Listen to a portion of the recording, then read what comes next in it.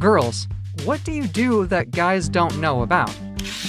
I worry that I'm pregnant, even if I haven't had sex in a long time. Same here. I'm practically convinced that I'm going to give birth to Jesus soon. We openly talk about sex toys. It seems society is much more accepting of vibrators and other gadgets than of artificial vaginas and rubber dolls. I've thought a lot about this. It's so strange. Probably because it's accepted that women shouldn't have many partners. So we see nothing wrong with them having sex with a toy. Whereas for guys, it's considered that if you're into sex toys, it means you can't find a real girl, and that's supposedly shameful. What a dumb thing. Guys don't know how much effort we really put into maintaining beauty. We fuss a lot about hair all over our bodies, about skin, cosmetics, nails, etc. There's a meme about women's bathrooms being a stockpile of cosmetic products, but few realize just how obsessed we are with using them. Guys think female beauty is something self-evident, and that women's bodies are naturally beautiful, soft, and smooth. Since all the obvious has already been mentioned, let's approach it from another angle. I highly doubt my husband will ever Google the answer to the question, will my nipples return to their original color after 2 pregnancies? Once I conducted a fun experiment. I asked all my male acquaintances what they do first when they get into a car. I heard various answers like fasten my seat belt, start the car, check the mirrors, etc. But when I asked the same question to my female friends, every single one of them said, lock the doors.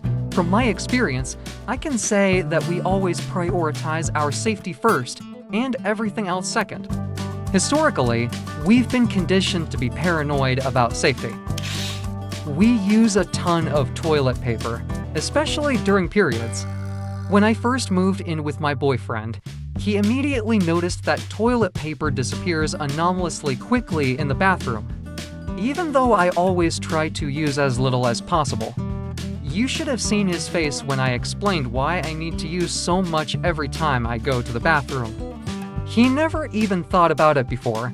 He's still learning to live with a girl. And I tried to share our secrets as cautiously as possible. I've never even thought about why guys use so much less toilet paper. I guess they use, at most, 1 to 2 squares at a time if not pooping. Even when we pee, we use a ton of it, because pee ends up everywhere. Our purses contain so much stuff that with this kit, you can survive anything. A spare phone charger, charger for smartwatches, ibuprofen, naproxen, lactation tablets, sewing kit, tampons, pens, notes, extra battery, checkbook, stamps, lipstick. Sometimes there's so much junk piled up that I start to think that geez. And let's not forget about the anxiety that arises when we forget our purses at home. What if someone suddenly needs wet wipes or we need to patch up a wound with a Band-Aid? We have to get rid of hair not only on the pubic area, armpits, and legs, but also around the nipples, above the lip, and so on. One morning, my husband and I were lounging around, and I noticed that he was looking at my chest strangely. Usually, he looks at it with a "oh, yeah" expression, but this time his face was more like what the hell. After a while, he said, "Stop shaving your nipples. If you want, I can help you pluck those hairs. It's been several days." And I still don't fully understand how I was supposed to react to that offer. I have a whole designated day Sunday that I devote to removing excess hair from my face. That's what the good Lord invented Sunday for. If we're late, we put off buying a pregnancy test until the last minute, because it's a whole adventure. You have to go buy it, use it, imagine yourself as a mother, think about how you'll tell your partner about the pregnancy, figure out what to do next, and then it turns out the result is negative. At those moments, we contemplate our entire life. We evaluate our relationships, assess our competence in raising a child, financial matters, options for abortion. But in the end, guys never find out about any of this. I still wonder how many to buy. 1 or at least 3, just to be sure. When I suspected I was pregnant once, I ordered about 50 of these tests from China. It cost me about $5. No unnecessary packaging, no financial strain. I used them for years until I decided to get an IUD, and my friends even had some left over. I never leave my drink unattended at a bar, even if there are few customers and a relaxed atmosphere. It's like an instinct. I don't think guys worry about this much. Once I was at a bar with my boyfriend and decided to go to the bathroom for a moment. Instead of watching the drinks, he also went to the bathroom. I had to tell him not to do that anymore. How familiar this is to me. Sometimes guys don't understand why girls gulp down their cocktail before going to the bathroom and don't think about why we're uncomfortable leaving our drink unattended. Similarly, they don't understand why we're afraid to walk alone at night. I recently had a craving to eat in the middle of the night, so my boyfriend suggested I go to the nearest store for food. It's almost a kilometer away from us. When I said I wasn't going to wander around alone at night, he said I was paranoid and acting like a child. I've never seen anyone bother you. Yeah, dummy, because I've always been with you, with a man. And if a stranger guy offers to buy you a drink, make sure to go to the bar with him and make sure there's nothing extra in the drink. In Seattle, there was a notorious club that was recently shut down for complete lawlessness. One of its problems was that bartenders slipped drugs into girls' drinks. Unfortunately, I also became one of the victims because I didn't go to the bar with a random guy. In the end, he brought me cranberry vodka with a sedative. That's how it goes.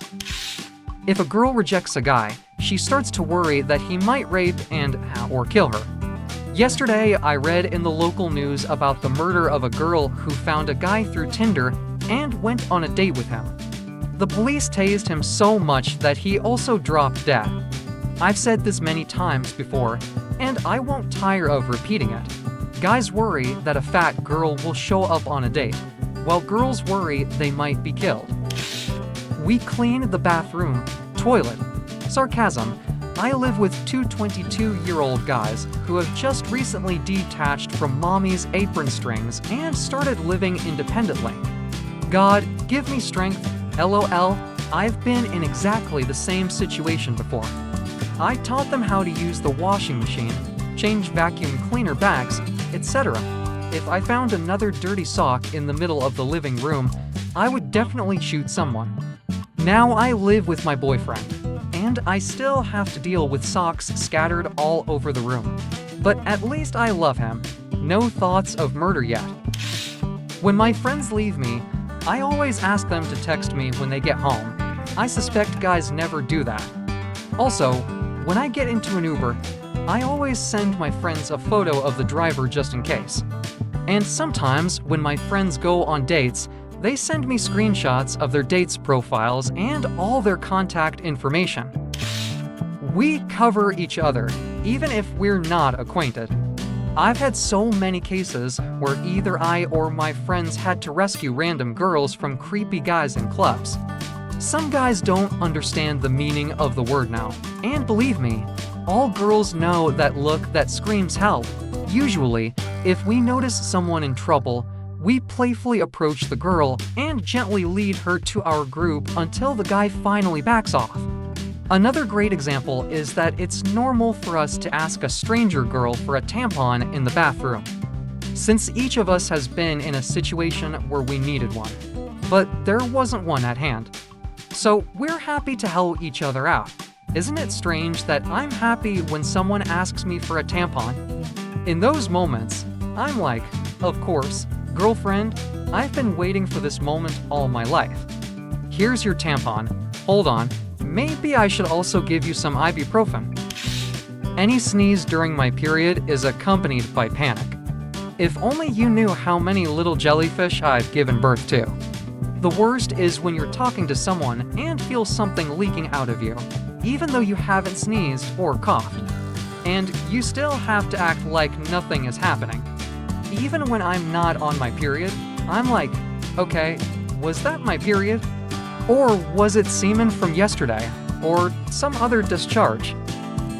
Time to go to the bathroom and check. I have debates with myself on the topic. Do I need to shave my legs for today's event? How many times have I chosen black tights just so I wouldn't have to shave my legs? We spend a lot of money on taxes because coming home at night on public transport is not very safe for a girl. We cautiously open private messages from strangers because it's like a sad penis roulette. I've never heard anyone use the phrase sad penis roulette. Sounds like a game where everyone loses. I've never opened a dick pic and thought, wow, what a sexy penis. I wish it were inside me. Guys, it doesn't work like that. Random dick pics don't turn me or any other girl on. Even if you have the coolest penis in the world. Sorry. We plan events taking our periods into account. We can't just pick any day for a wedding, camping trip, kayaking adventure, etc. Ood, yes. And it's so annoying. My periods always seem to fall on Christmas, anniversaries, birthdays, and other holidays. Sometimes it doesn't matter how much you plan. I have to schedule my gym workouts around them too. It was so nice when I was on birth control for 2 years. I lived peacefully without PMS symptoms and periods. I could work out regularly at the same time. Since I stopped taking them, everything has changed drastically. Now I have days when I have zero energy. Plus, the cramps and nausea and back pain. Each week of the cycle is so unpredictable that it makes me mad that we can't train normally without periods. I adjust washing my hair to fit my schedule. I'm a person with long hair. Your comment is probably the only one I can fully relate to in this thread. We shower in very hot water. My ex once told me that I must miss my home. Hell, because I love such hot water. Thanks, darling. I'll definitely remember this for when someone asks why I take such hot showers. I should have replied, yes, dear, ever since we started dating. I've been missing out. We spend a lot of time and money on pubic hair. Who will return all that money to me? I don't understand why girls are so actively buying up pubic hair. We wonder, is it really safe for me to go there? I so want to go on a solo hike in Sweden, but I understand it won't happen. Simply because I'm a girl, and because I've been raped once before. Honestly, I wouldn't want to repeat that experience. Thank you very much for watching. Ladies, share in the comments. What do you do that guys might not know about?